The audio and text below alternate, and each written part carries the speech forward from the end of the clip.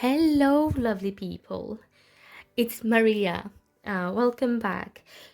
Today it's a step-by-step repotting day of these two gorgeous mini Phalaenopsis orchids I recently purchased. Orchids. They are two. Sorry about that. So thankfully, both of the orchids, they seem to be in good condition. The roots seem to be happy. The only thing is the medium that they are potted in its bark. Uh, it's starting to break down a little bit. As you can see, both of the root system needs to be fine. The roots are plump and green. Now I will be changing today the medium. As you can see on the table right here, I will be using sphagnum moss. My favorite sphagnum moss is from Basque Grow. Before starting to introduce you what I'm using for these plants, I'd like to say welcome back to my channel. If you're new, please subscribe and join to our family. I'm trying to post a video every week. Also, if you're interested in more things related to the Faceless Plant Lady, you can follow me on Instagram at the Faceless Plant Lady. Now, so it's gonna be a long video-ish, so grab yourself a drink of your choice, or if you have some repotting to do, feel free to repot with me. Let's repot together. Let's begin. As I mentioned before, my media of choice is sphagnum moss. Sphagnum moss is the favorite medium that I'm using for my orchids. All my orchids are potted in sphagnum moss. I have here I will be using as a top layer some bark chips. I don't remember the brand, to be honest. I will pop it on the screen if I can find the brand name. But the sphagnum moss is from Basque Grow. Also worth to know, my sphagnum moss is pre-moistened. It's not soggy towards its dripping. It's like you can feel it's wet. Now I'm also using some slow release fertilizer because sometimes I forget to fertilize my orchids with liquid fertilizer, and this comes as a great help whenever I forget or I skip fertilizing. This is a generic brand. I bought it from Poundland. It seems to work very well. My orchids are like growing. Since I started to use slow release fertilizer with my orchids, they are more vigorous, I would say. They bloom a lot more. The spikes are more like abundant in buds and flowers. And also I have here my trusty pink snips. Mine are from Bergen and Ball, something like that. They are very good, very sharp. I really love them. I will be using for cleaning out any dead roots or any damaged tissue or something else. I also have two clear plastic pots. Also, you can use any type of pots. My favorite is clear plastic pots with orchids because I love to see the root system. If it's like my orchid is sick or I have root rot, I'm able to spot it straight away and then give it a repot, and to prevent like losing the orchids altogether. I also have here some hydrogen peroxide. I don't think I have snails or slugs, but just in case, if I notice something, I will spray this down. If I don't see any munch tips or insect damage on the roots, I will not be using. I have a little and it's expensive. I will not be using it, but just in case, I have it on hand. And I think we are pretty much done with introducing all of our tools. Now I will move my lovely sphagnum moss aside. And let's begin. Now, do you remember from the previous video, this orchid, the flower was like completely wilted. You couldn't even see the shape. Look at this gorgeous, like big lip, white mini Phalaenopsis. Isn't she gorgeous?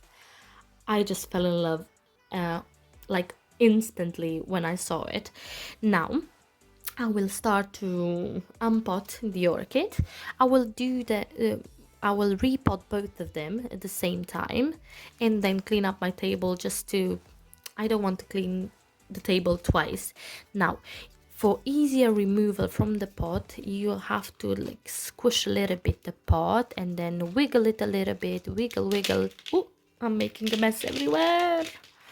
Goodness. Okay, I can see. I'm not even able to salvage this root, so I just snap it off. Oh, okay. I mean, it's we have some dead roots. I will remove the small leaf. I usually always remove the smallest leaves. I feel like I have more. I will remove also the stakes, sorry. Oops, I'm snugging the flower. Now, you might see that we have some like damaged, like dead roots.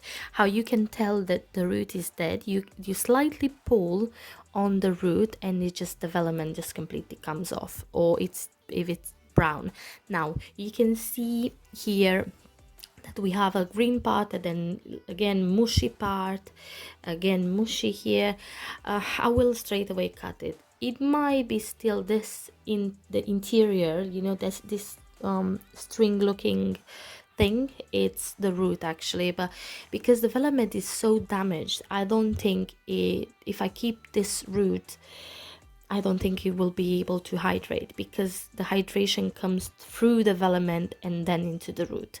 So sometimes I just give my orchids a rinse down and then cut, but I feel lazy today, and I don't think it's that important for you to clean out the dead roots before or after giving it a rinse. I don't think it's important. Maybe it might be easier to spot the dead roots, but in my case, you can see here, it's pretty easy to spot them.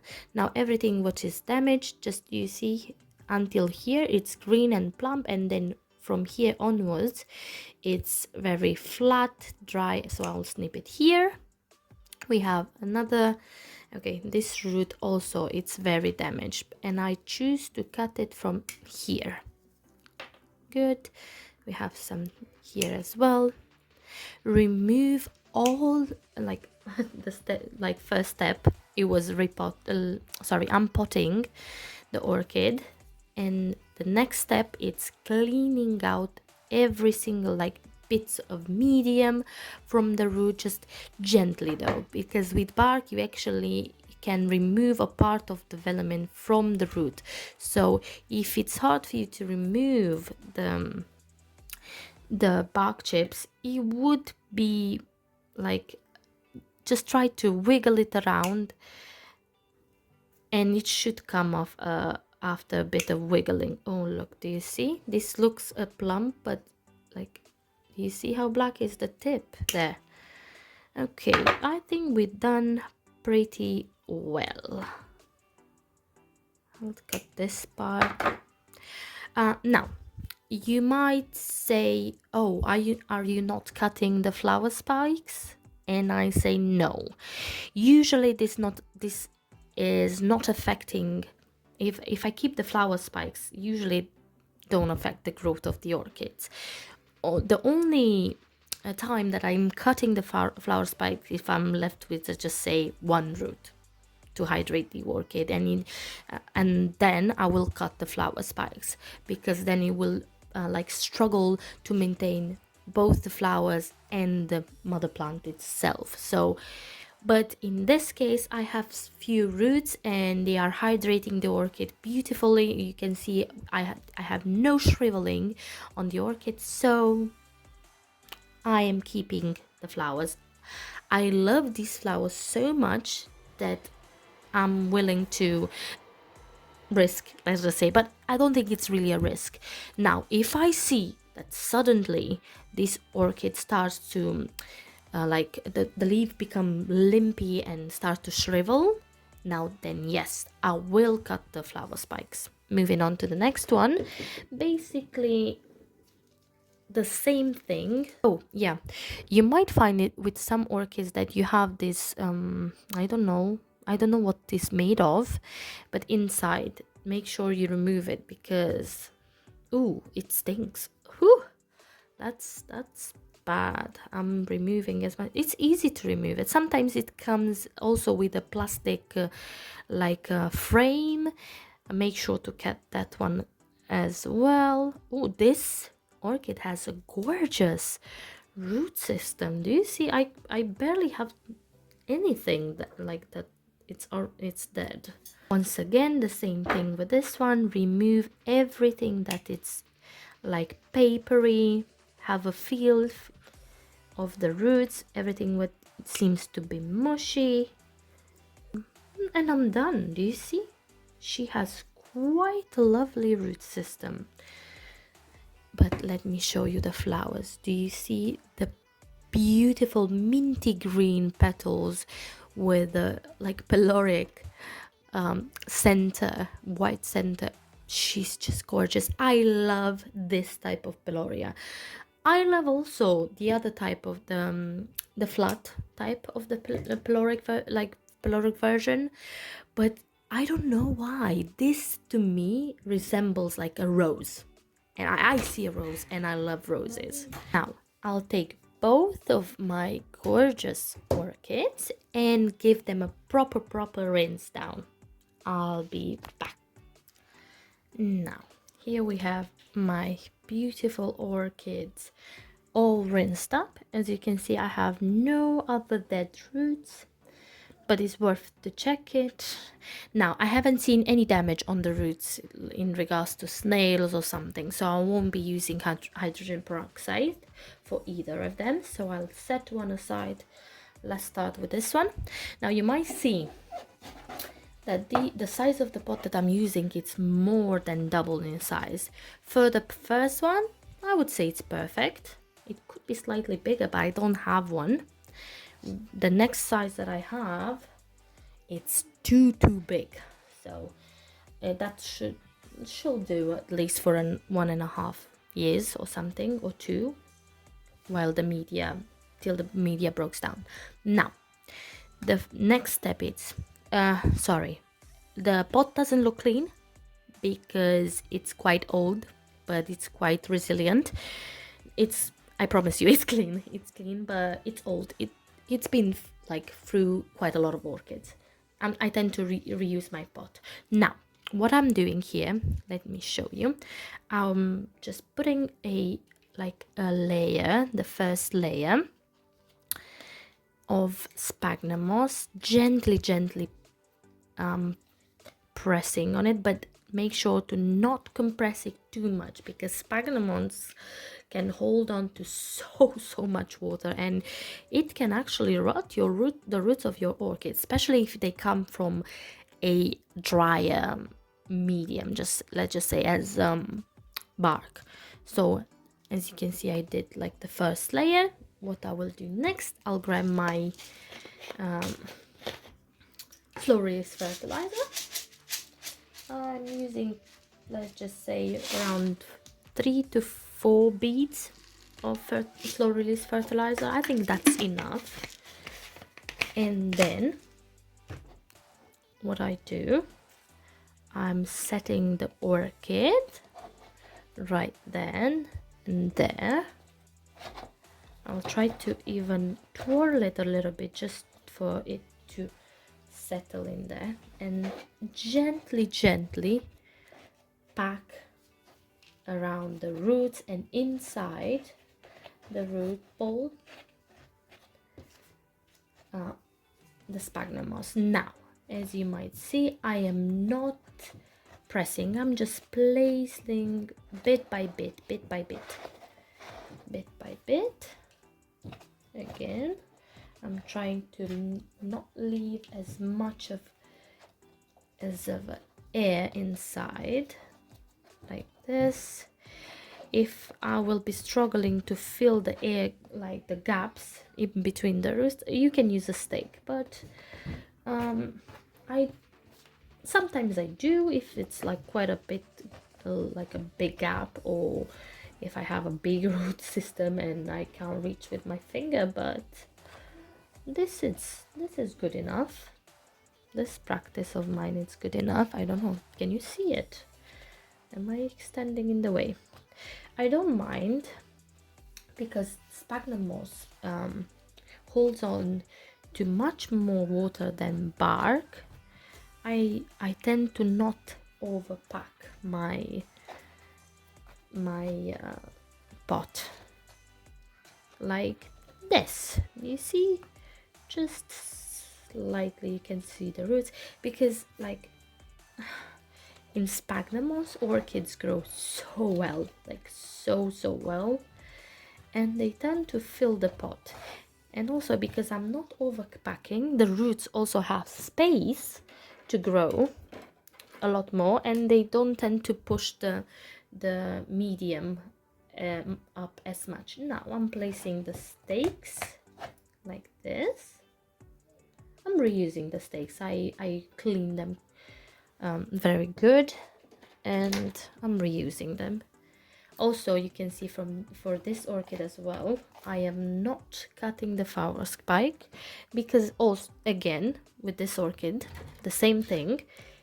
She has a beautiful root system, so I don't think she will have trouble hydrating the orchid. And also I don't think I will suffer any setback because I'm leaving the orchid, because I was very gentle with the roots. Now, next step, I'll just place a little bit more sphagnum moss right here to tuck some of the roots like this. And the next step is just to place like a teeny layer of our bark chips. Now, you might say, why are you using bark chips? Or why are you placing bark chips? I have two reasons. One, it looks much better, like much better with the this contrast of the brown and the green leaves. Secondly, because of algae. I live in quite a humid environment. I live in UK, and whenever I place, and also my decorative pots are white, so if I don't place anything on the top of the sphagnum moss, what happened is the top of the moss turns completely green, and whatever new root I have, just when they touch that green algae, it's called, just stops growing, and it acts like it has a root burn. And also, like, it's much better. Like, I feel like whenever I started using the top layer, like the bark top layer, I started I don't know, changing their growth. Let me grab a saucer, sorry. So yeah, so first one is done. Good. Next one, the same thing. First layer of sphagnum moss. Gently press it down. And also, sphagnum moss is like, I don't know, how would I explain it better?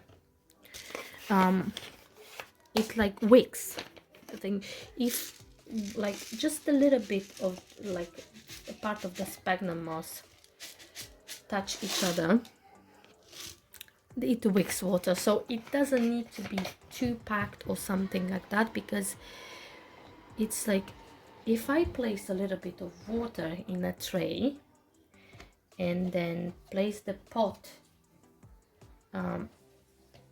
with like non-water, right? It will take maybe a couple of minutes, and all the water would have like it would be sucked up in the pot.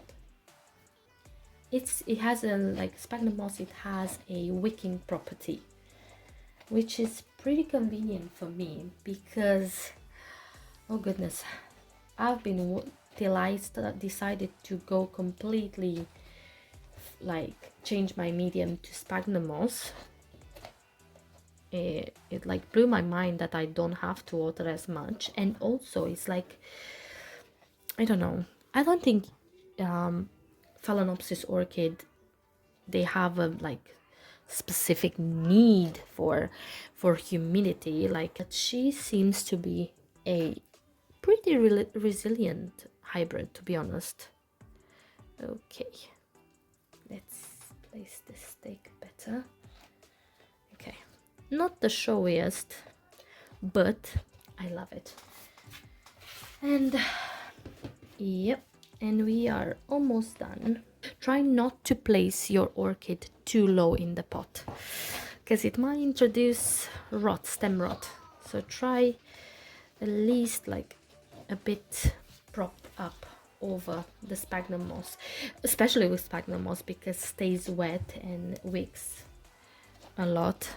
It needs to be more propped up over the sphagnum moss, so that looks fine. I will put the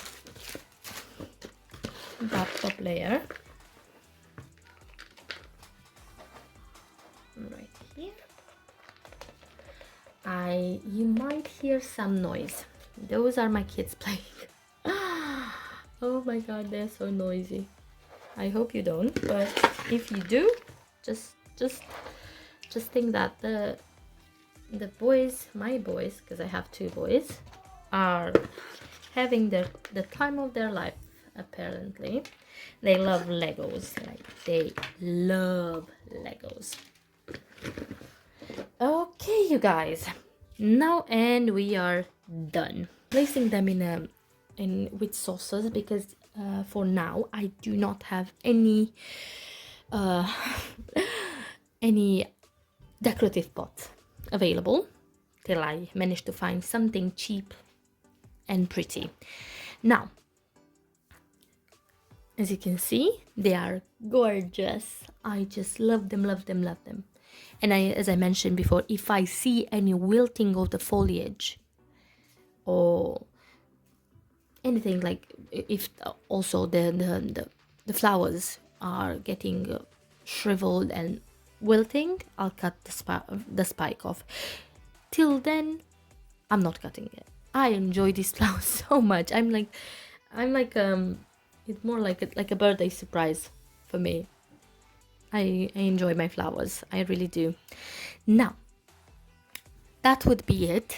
The video is quite long, so I think we will be end it here. So yeah, let me know if you enjoyed this repotting, and I think it's more a repotting and chat, isn't it? So I hope you try all like the things that I'm using, and to see how it works out for you. It's definitely like the sphagnum moss for me was a game changer, definitely. And also the bark top layer was a game changer, and slow release fertilizer. I'm telling you, you need to use slow release fertilizer with your orchids, especially if you tend to be as me and miss out on fertilizing days. So yeah, definitely if those are the most important, let's just say, tip for growing. And also yeah, clear plastic pots for beginners, it's also important, as it's like it shows whenever you have a root issue. It helped me a lot, and I could use at this moment I could use opaque pots, but it's just, I like seeing, like, even when I water them and check the root system, I just love them like light up, like from turning from silver to green. they are just gorgeous. No, yeah, I need to stop because I could talk about plants a lot. So yeah, guys, I hope you enjoyed this video and see you next time. Bye, guys.